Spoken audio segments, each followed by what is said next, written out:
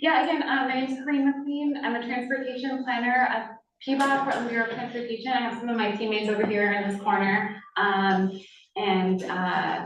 this is a team effort to bring some improvements to Southeast Chavez Boulevard.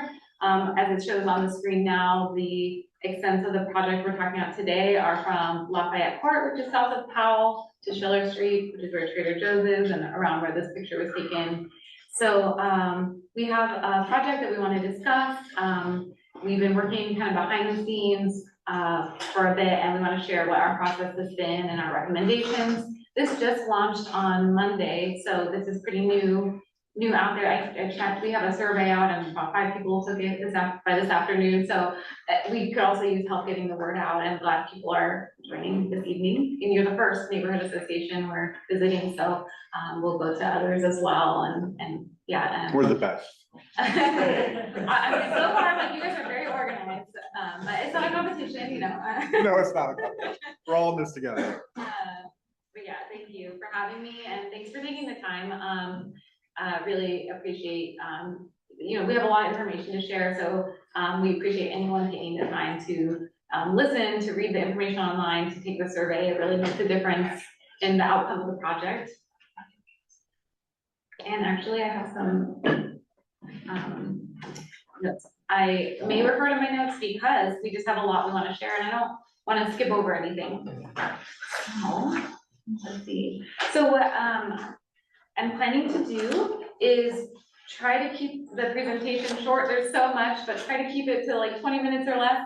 And I know that's a lot of sitting and listening. But then the second portion of the time we have, we'd love to have like clarifying questions, bigger questions you have, and discussion, you know, just hearing your experiences and what we should be thinking about for this project. And then of course, 20 minutes is not long enough for all that. So we're here, you know, you can always write to us and connect with us in other ways outside of this meeting.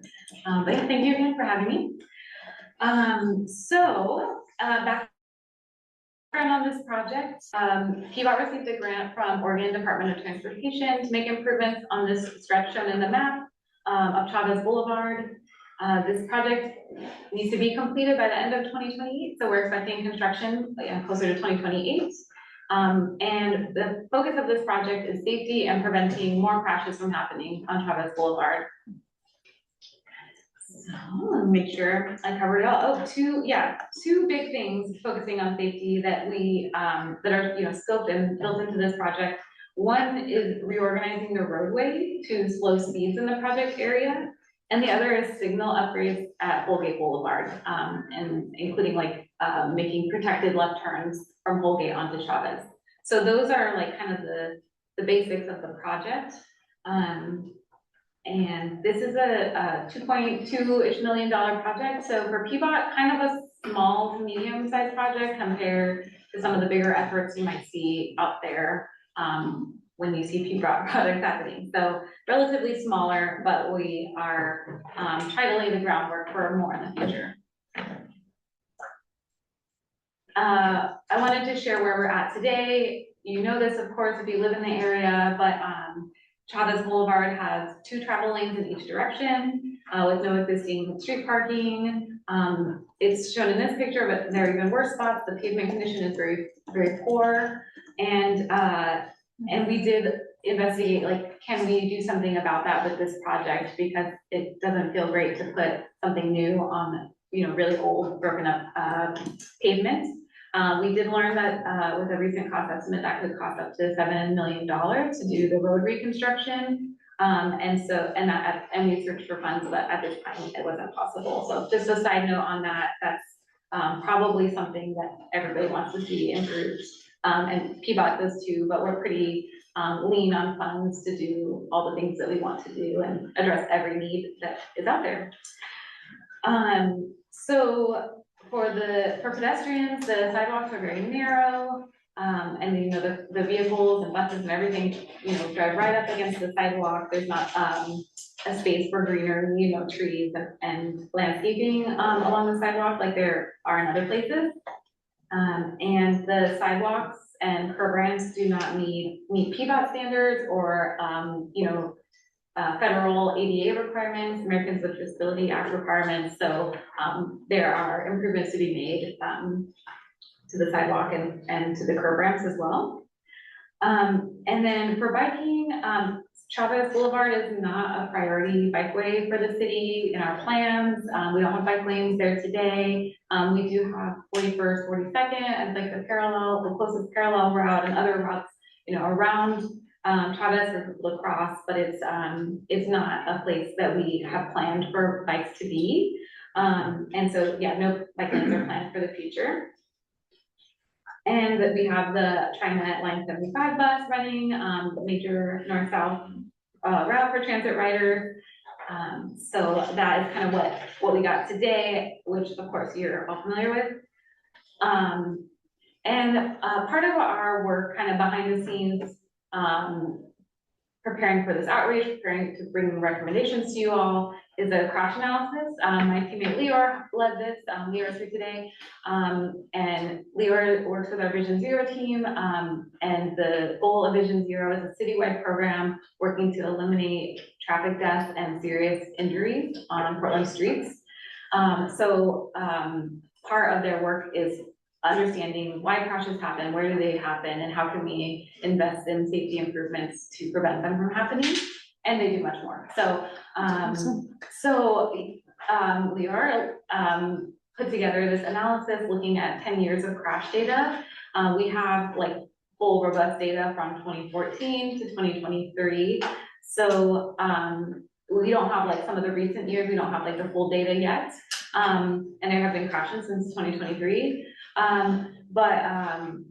One of the highlights that Leor pulled out was most of the major crashes happened at Southeast Francis, Gladstone, and Holgate. And Francis really stood out to us because it's not a signalized intersection. So whereas Gladstone and Holgate, there's a signal and a place to cross. So Francis stood out quite a bit in the crash analysis. But that kind of helped us know like what's going on the street, what's happening with crashes. And I do want to acknowledge that in this project area at Southeast Cora, a community member, Tia Nguyen, was killed about a year ago, January 2025. So a neighbor was killed while crossing the street at Cora. And, for folks in the area, you may have known her, you may know her family and friends. So that is one person that was hit and killed on this street that isn't reflected in this 2014 to 2023 data. And there have been further crashes outside of the project area since. In November, there was another fatal crash near Harrison. So we know that these are a real issue. Nobody wants to see this. I think, just bringing to you, the community members have been asking us to make improvements, really called upon PBOT, and we agree as well. Like, things need to change. We need to make our roadways better, especially Chavez really stands out for us too. And I think our city leaders and elected officials are also in agreement that this is a priority. So I think we all agree, and we're just figuring out like the way forward and kind of working with you all to create the solution. So yeah, I think that is a really big part of this project, and it just, very, very important. So I'll go to the next slide. This is a picture of the sign up at Cora where the community member passed away. There have been a history of crashes. There was a crash back in 2015. A college student was hit while biking. So, and some of you have been in the neighborhood long enough to remember these crashes. So I know they really stick with you in these locations that you pass through every day. So I wanted to acknowledge that, and we all would love to see things improve. So moving on. So like I said, people have been asking for improvements to Chavez, and there was every time someone is hit and killed, there's even more momentum to make a change. But PBOT has been pretty quiet about what we're going to do. But just to let you know, so, because one day in February, we just like all of a sudden have an outreach phase opening and a chance to weigh in. So just so you know, we've been working behind the scenes in this top box here, the project development, and getting some of the groundwork laid for more discussion with you all. So like I mentioned, the crash analysis, the Leor led, we discussed that, some of the highlights from that. My colleague Amanda, who's here, did a traffic analysis to understand what the traffic impacts would be in different scenarios. We looked at our policies, like what is the street intended to do? Is it a priority for transit? Is it a priority for freight? You know, looking at how it functions in the network. We ran different ideas through our engineering standards, like what is actually safe and feasible and buildable. And then the maintenance considerations also came up, like what do we do? We were like, can we pave this road and make it better? No, we can't at this moment. So what can we do to optimize given the constraint of not being able to repave? And then lastly here, just using effective traffic safety practices that we know have worked in Portland and other cities. So drawing from those as well.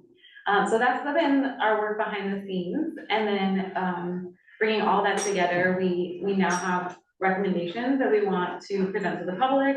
And we are here in this moment of public outreach. We want to hear overall feedback. We want to, learn from you, like glean what you know about traveling this road every day. And we also want to know about ideas for left turn pocket locations and crossing locations. So those are some key things that we could really use guidance from the community on. And then from there, going forward, once we wrap up, we will report back on what we heard, and we will do our best to incorporate the feedback, and that will be kind of where we kick off the design phase of the project.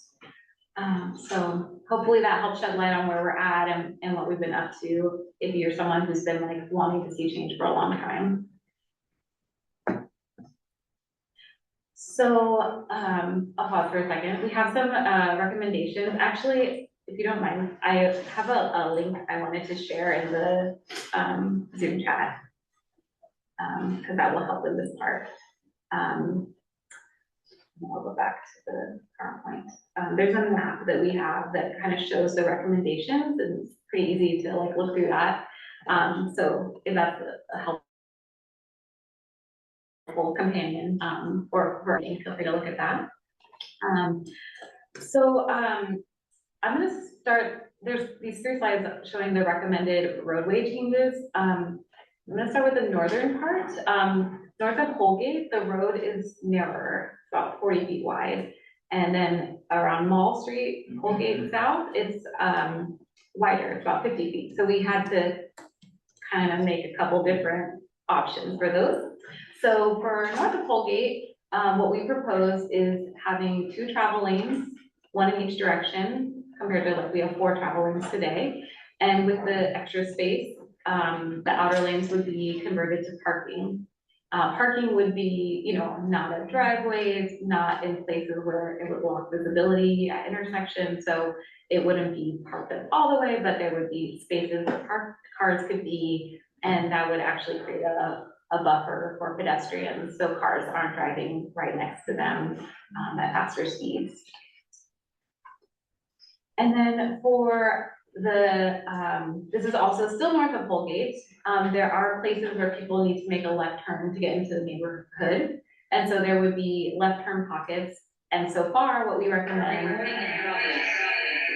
there's the echo. Right, so far what we've recommended and what we still want feedback on is Lafayette Court, Francis Street, Schiller Street, and Raymond Street. I'll note Raymond Street is actually just out of the project area, but there was a serious crash there, and so it got incorporated into the project. It's just like 2 blocks south, so it's kind of an addition to address a serious injury that happened there with a left turn. And then just noting there, it's in italics on the slides, the left turn lanes will remain at Holgate Boulevard. Gladstone Street will be addressed. That's through a separate grant project, so we're not gonna do anything wild there at the intersections. We know a lot of cars need to move through and turn and whatnot. Let's see, make sure I've got everything there. Okay. For the southern part of Chavez in the project area, south of Colgate, we are proposing to have, as shown in this picture, a center turn lane with 2 travel lanes on each side. And the center turn lane would, you'd be able to turn in either direction to go into driveways, to go to Trader Joe's, to, you know, any of those driveways on that stretch. And then there would be enough space to also have parking on each side.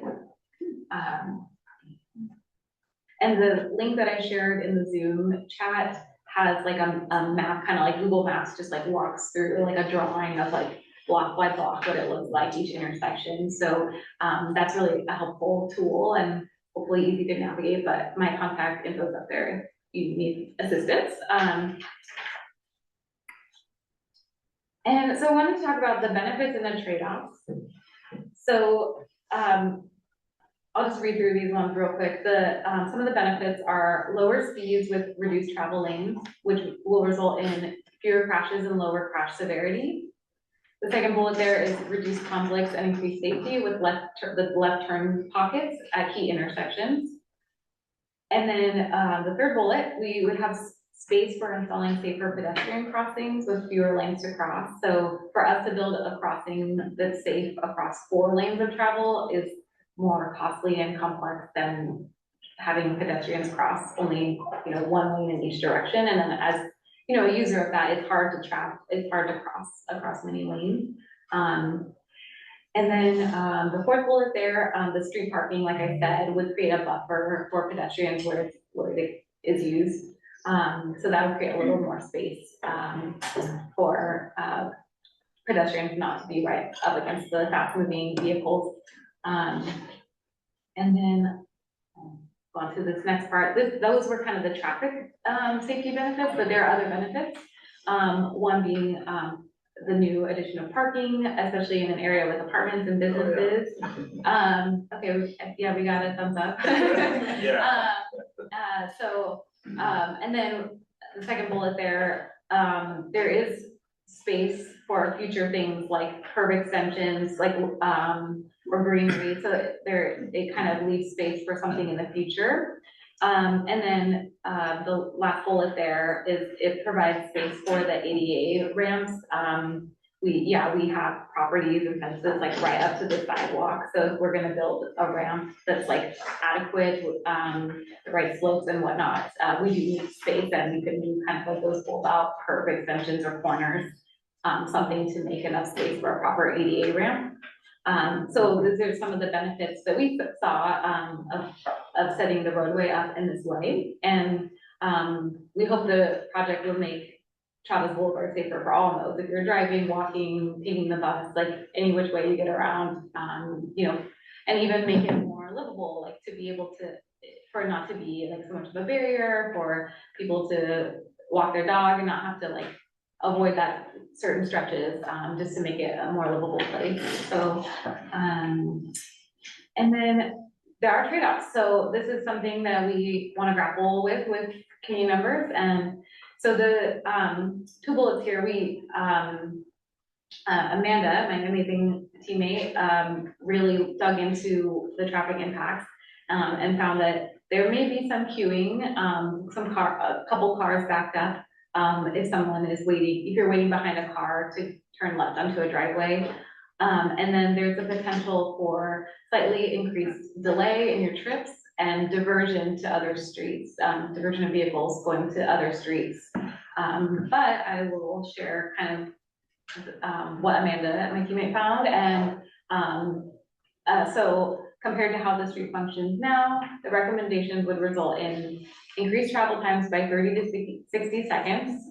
Intersection delays would increase by 10 seconds on average. And then the queuing, cars backed up behind left turners would be 1 to 2 cars on average. And this is at unsignalized intersection. So if it was at Lafayette or Francis, some of those streets. And then up to 30 cars per hour could be added in each direction to parallel streets, to other streets adjacent to Chavez during the peak hours. And that's the times where we have the most traffic volumes. so like the evening peak time. And then we wouldn't expect any diversion to other streets outside of the peak hour. So, so out of those like major commute, busy times. So those are, yeah, kind of what we would have to pay in to get the safety benefits. Like this is kind of the cost for everybody, the road users today, and what they would experience with this change. And let's see, so just recapping, one of the hard parts for us in explaining this project is we have a funded grant project. Like I said, it's a smaller $2.2 million project. It's kind of limited, but there's more needs than what we can address. So I wanted to just summarize that the roadway changes, the restriping and the lane changes, and the signal upgrades at Bullgate, and then the second bullet there, the left turn pockets at Raymond Street. Those are like the things that are funded in this grant project. So that's what we have funds for near term. And then we have more need, and so we're looking into other things we can do. So we do have a partially funded separate project at Gladstone Street. We have, under the unfunded category, we have plans for crossing improvements. So far, with the spacing of crossings and what we know about crashes, Francis, Cora, and Schiller Streets are kind of the right kind of cadence of crossing locations. But we're still awaiting funding decisions and kind of trying to pull together whatever funds we can for that. So we don't know if those are funded yet. And then we still need to do coordination with TriMet on bus stops and kind of matching up the bus stops with the crossings. That's important to them and us, but we haven't quite gotten there yet, and we don't have funding to make all those updates with them just yet. And then the repaving that I mentioned is not a funded part of this project. It's desired, but not funded at this time. And one other thing I'll mention, because I know it will come up, some people might want to know what's happening on the northern part of Chavez, like from here up to I-84. And we are starting a planning study this year. So it's kind of under that unfunded category as well, but we have staff time to explore the options, to do kind of a similar analysis of the northern part of Chavez, and start generating ideas. So more to come on that, but if you sign up for the email updates for this project, we're just going to include everything related to Chávez Boulevard in like one email list. So if you're interested in both parts and of the corridor, you're welcome to sign up. Let's see. So this is a screenshot of the link that I shared to this tool called Remix, and it's just like a Google Maps that has like a drawing of the recommendations. So you can look at the streets near you. You can look at a particular block. And then we have the project website, and we have an online open house. So the online open house has all the information I shared and more. So, this is a lot. So you may want to go back and check some of the details again. We have a survey open until March 23rd.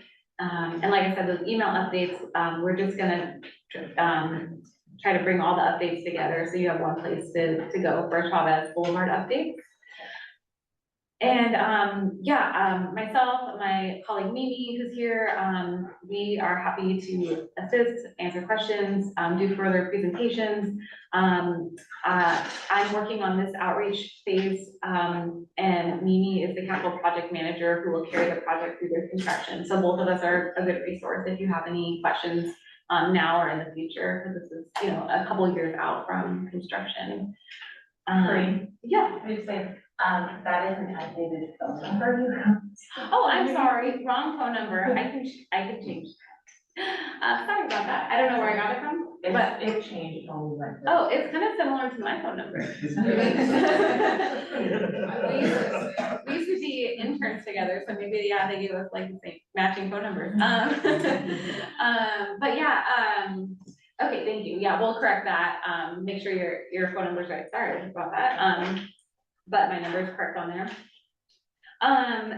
So let me just take one last look, make sure I got everything. I tried to go quickly, I don't know how I did on time, but, that is, yeah, what we wanted to share. And, it would be great to, if there are clarifying questions, if there's anything you really want to raise, you have a bunch of P-botters here, so, this is the time. You could go ahead and stop presenting. So Yeah, you can see if there's other, Yeah, let me, everybody can see. Thank you. yeah, of course.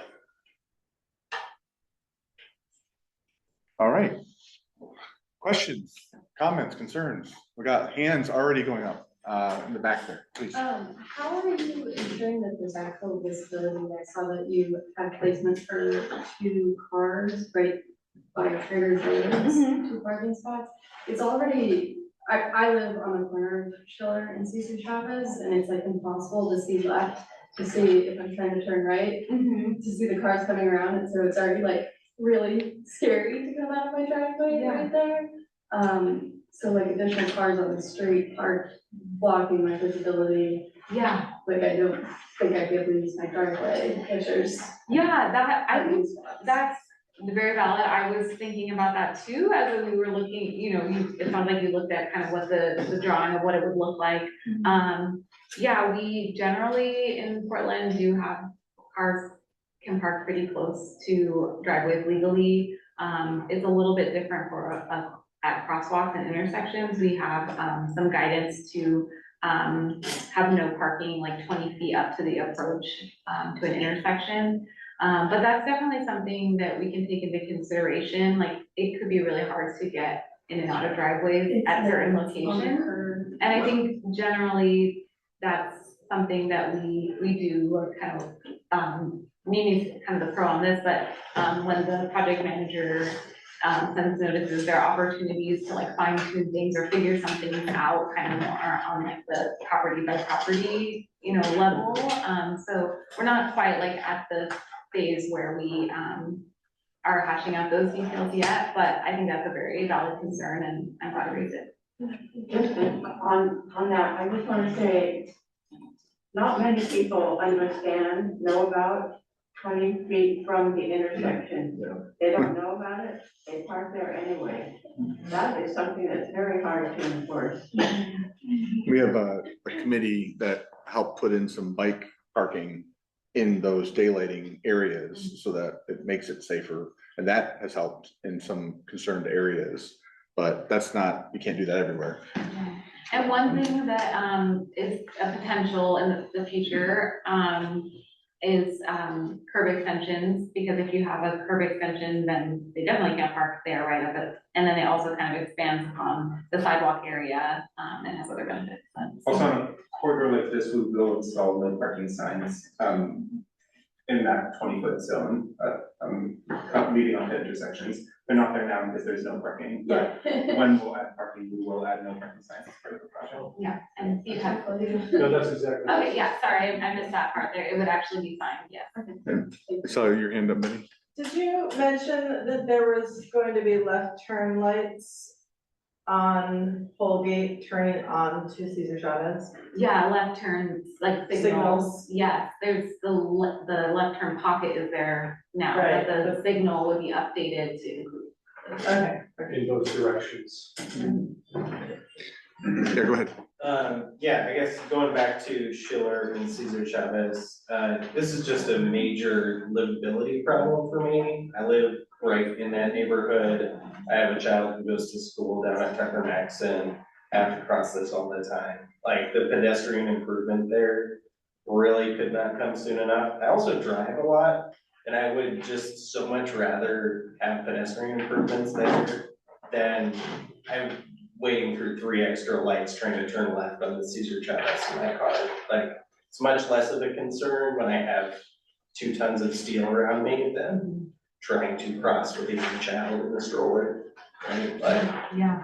and I know not all funding's created equal, so I don't know why that got funded as part of the initial tranche, but just in terms of allocation of resources, I think the community would be much more improved by improving, curb extensions and other things in any one of these highlighted crossings, even if it wasn't Schiller.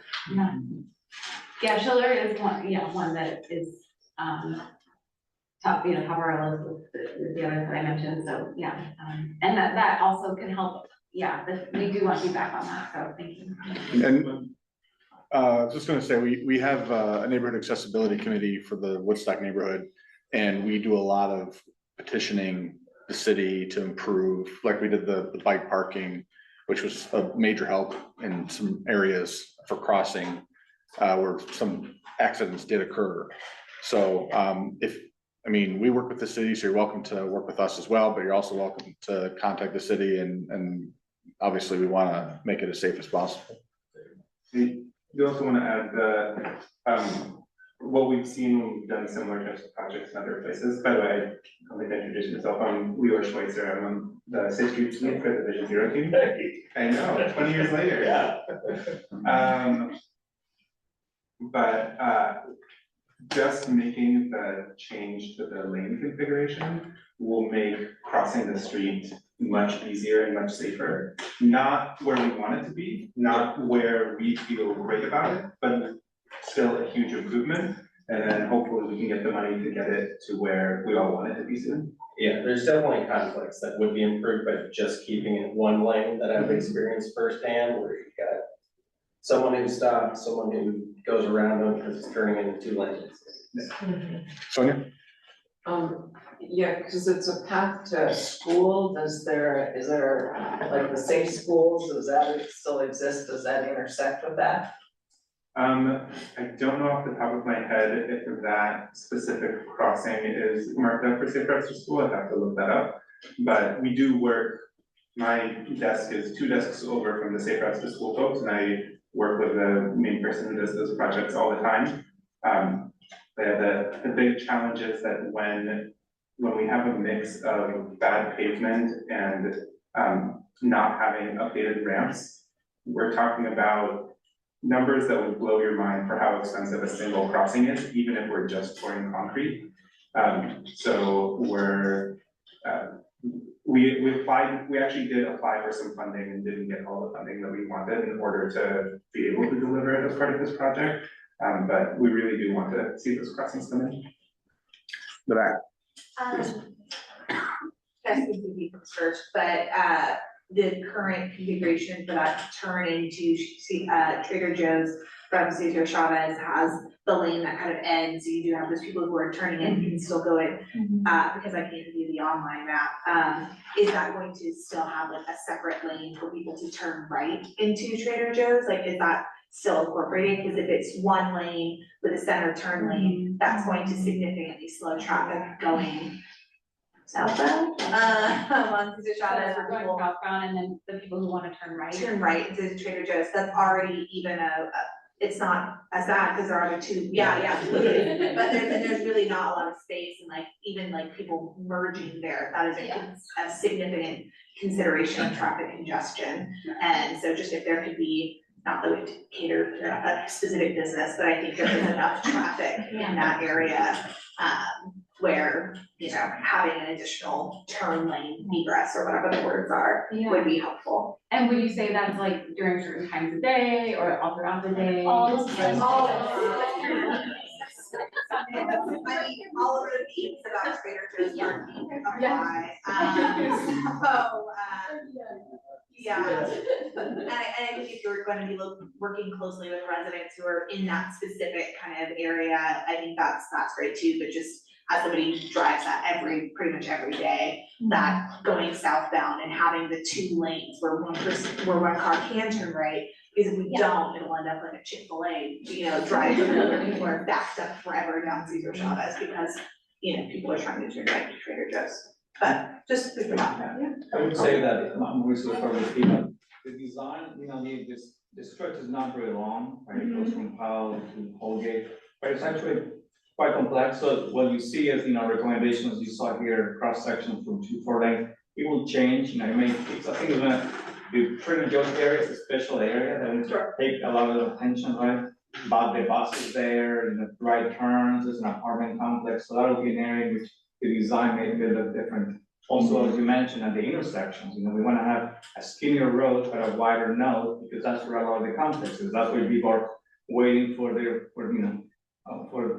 green, and that's the storage capacities. And then at Powell, right, we cannot do much. So at this point, we're meeting Powell, we have, that belongs to ODOT, right? And there's special rules, we talk to them, but so that's why it's from Schiller, down, so, to Lafayette, So again, we're providing you a concept of what we're trying to do. When I hear from folks, I think there's a benefit, right? The parking, the protection, I think, Lear has great statistics with, nationally and also, for us, what happens when you turn from 4 lanes to 3 or 2, there are dramatic safety benefits, whether you have a marked crossing or not. So all those things, we're not presenting a concept, but when we get into engineering, the meaning, there's gonna be a lot more fine tuning, your access, your driveway access that you're talking about, so you're gonna be doing a lot of more detailed work. For now, we're just presenting a concept, and when we wanna hear from you and the line of the house as well. And I'll just, Okay. I was just gonna add that if you take the survey, there's a specific Yeah. question there about turning left, but feel free to write, it's a kind of an open-ended question. Feel free to write that specific conflict about turning That's very right right, into yeah. and if you encourage other people to do it, having multiple people tell us that it's a problem, will help us keep it at top of mind when we're doing the specific designs and figuring out where we need to tweak things. Okay. So Ashley online says Schiller has blind spots, cars coming around the corner very fast. Are there plans to slow traffic with bumps or add lights to cross safely? Sorry, I didn't catch the whole question, maybe. Schiller has blind spots, cars coming around the corner very fast. Are there plans to slow traffic with bumps or add lights to cross safely? So this is at Schiller. Is that on? It's on the curve. Yeah, people driving fast around the curve or on Chavez? On Chavez, going north on Chavez, they're usually speeding up to like 35, 40.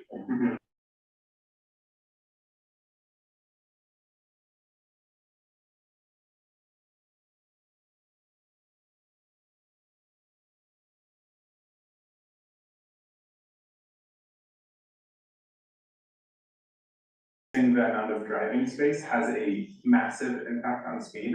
And just working on some slides for a presentation I'm doing in a couple of weeks on this, and we see that this type of change has something like a 70% drop in people who are doing what we call excessive speeds, the speeds that are 10 miles over the speed limit.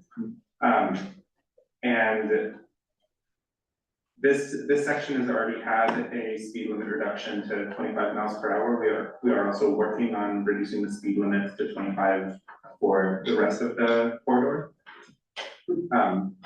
Regarding the speed bumps, I'm Steve Sigety, by the way, Capital Projects, we probably wouldn't see speed bumps on Chavez. Correct me if I'm wrong, it's a primary emergency response route.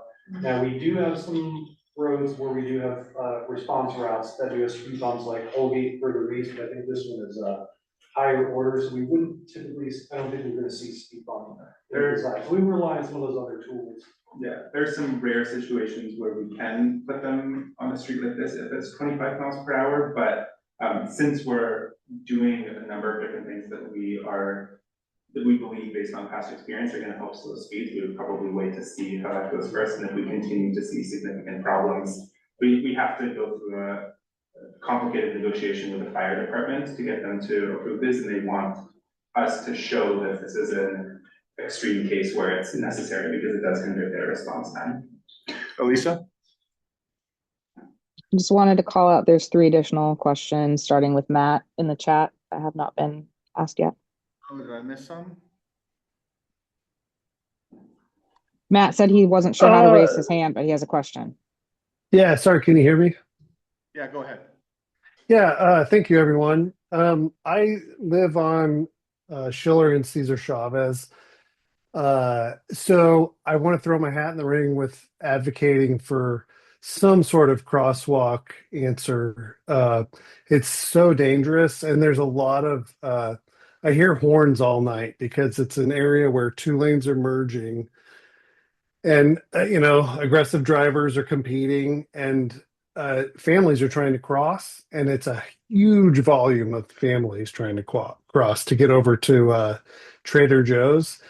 And myself with my family, I have a daughter, and we just won't go that direction because it's too stressful. We'd rather just walk up the hill.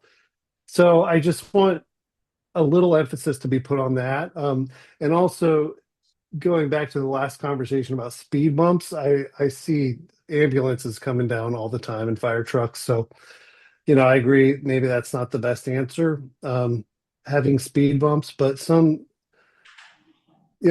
know. I don't know how lights work or crosswalks, but some solution there. I just want to advocate for that as much as possible. That's all I got. Thank you. All right, thank you, Matthew. I'm gonna go ahead and Colin said if his project won't start until 2028, is there a way to address street lamp? It's been out for almost 2 years at Schiller Crossing to Trader Joe's. It's dangerous at night, especially in the winter as cars cannot see pedestrians crossing. There is a phone hotline for that. I'm gonna look it up right now unless somebody else has it memorized. 823-1700. 823 1700. 1700. 823. I'm gonna put that in chat. You can also always contact 311. Or 311, right?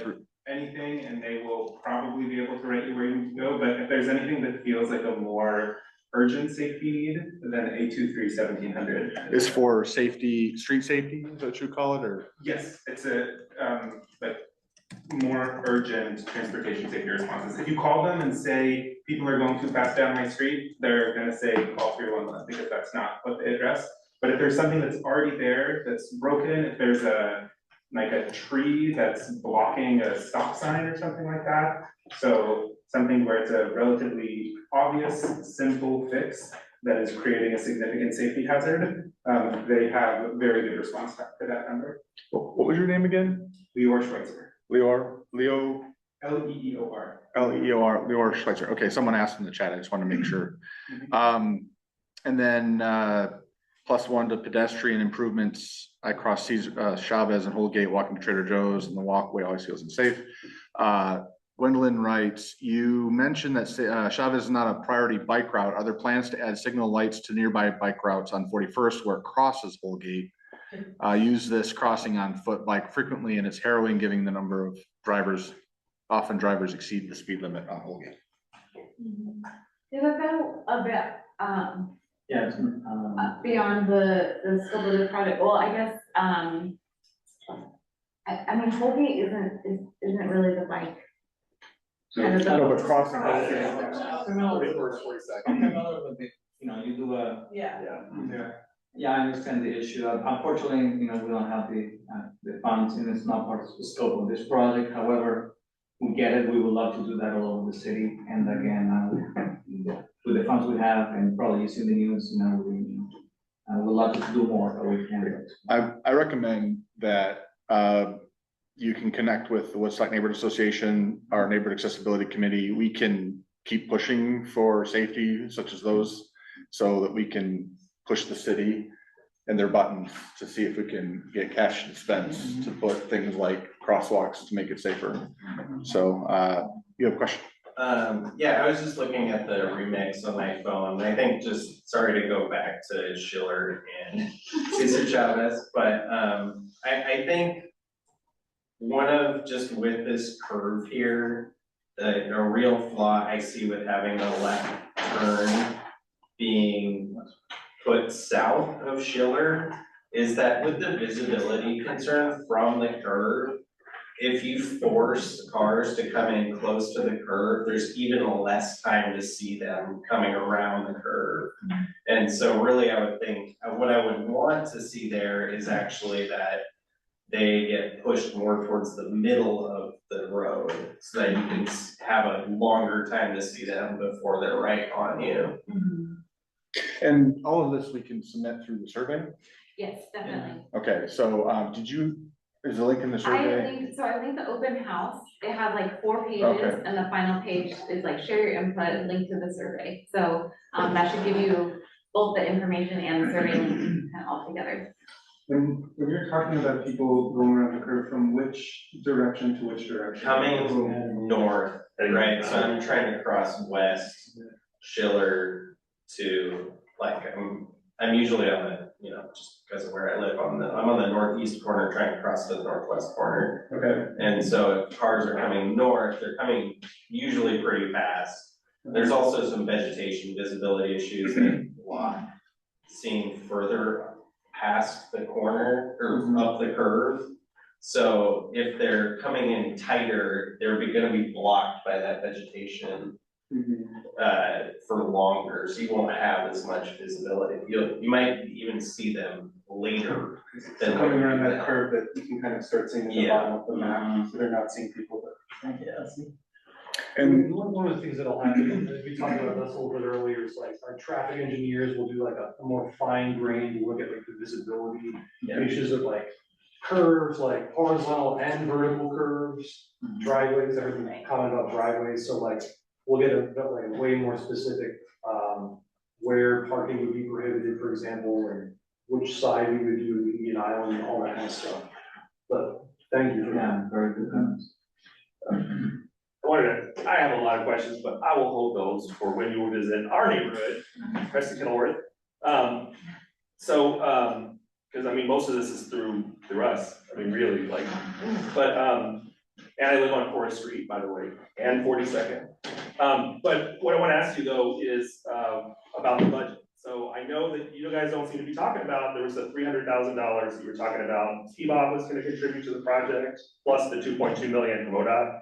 Is that gone, or you just didn't mention it, or? No, we have that, yeah. Okay, and what is our level of concern with, you know, budget woes, both at the state level and at the city level?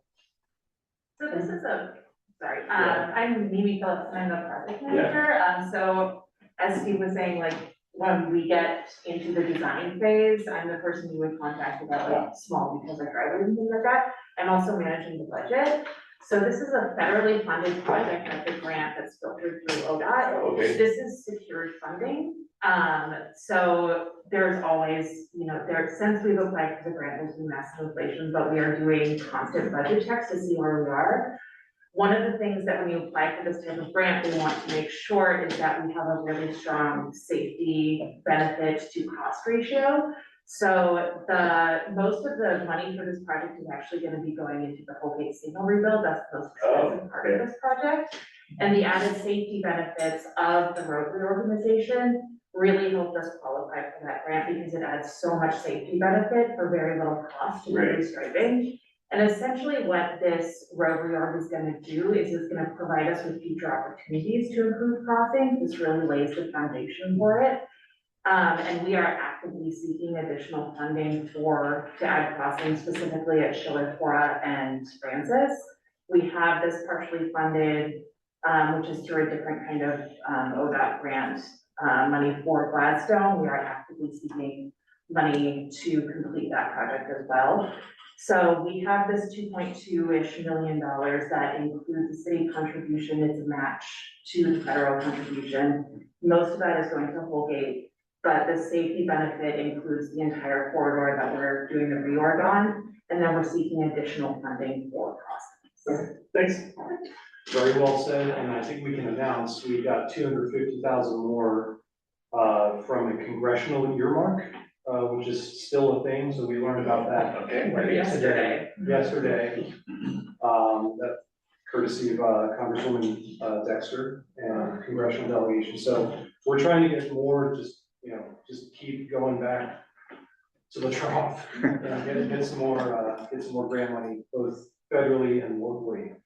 I think that's why it's important that we keep in contact and, as you communicate what's going on, come back, in a future meeting here and other neighborhoods to let us know what's going on and continue that conversation. And I think this is great. Thank you very much for presenting. Is there anything you'd like to say to wrap up? No, just thank you very much. Yeah, and we'll be around so that, we can come back, you can reach out to us. So please do. I just want to tell you, like, my neighbors have been asking for this stuff. I mean, as having somebody who got killed crossing Cora Street. And I was there that day when the college student got killed, crossing Gladstone 10 years ago. So we are very much excited for these improvements. So it was just, we were just over the moon when we heard that this project was finally happening, so I'm very excited. So thank you very much.